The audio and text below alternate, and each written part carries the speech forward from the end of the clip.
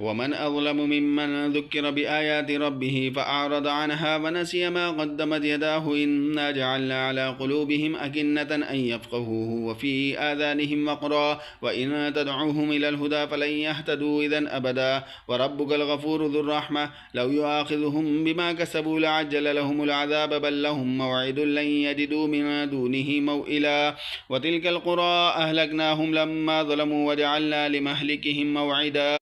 وإذ قال موسى لفتاه لا أبرح حتى أبلغ مجمع البحرين أو أمضي حقبا فلما بلغا مجمع بينهما نسيا حوتهما فاتخذ سبيله في البحر سربا فلما جاوزا قال لفتاه آتنا غداءنا لقد لقينا من سفرنا هذا نصبا قال أرأيت إذ أوينا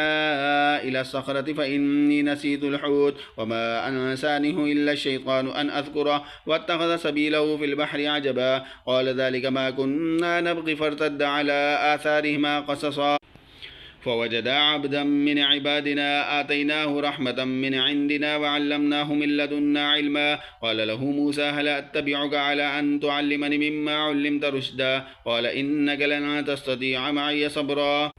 وكيف تصبر على ما لم تحط به خبرا قال ستجدني إن شاء الله صابرا ولا أعصي لك أمرا قال فإن اتبعتني فلا تسألني عن شيء حتى أحدث لك منه ذكرا فانطلقا حتى إذا ركبا في السفينة خرقها قال أخرقتها لتغرق أهلها لقد جئت شيئا إمرا قال ألم أقل إنك لن تستطيع معي صبرا قال لا تؤاخذني بما نسيت ولا ترحقني من أمري عسرا فانطلقا حتى إذا لقيا غلاما فقتله قال أقتلت نفسا زكية بغير نفس لقد جئت شيئا نكرا قال ألم أقل لك إنك لن تستطيع معي صبرا قال إن سألتك عن شيء بعدها فلا تصاحبني قد بلغت من لدني عذرا فانطلقا حتى إذا أتيا أهل قرية استطعما أهلها فأبوا أن يضيفوهما فوجدا فيها جدارا يريد أن ينقض فأقاما قال لو شئت لاتخذت عليه أجرا قال هذا فراق بيني وبينك سأنبئك بتأويل ما لم تستطع عليه صبرا أما السفينة فكانت لمساكين يعملون في البحر فأردت أن أعيبها وكان وراءهم ملك يأخذ كل سفينة غضبا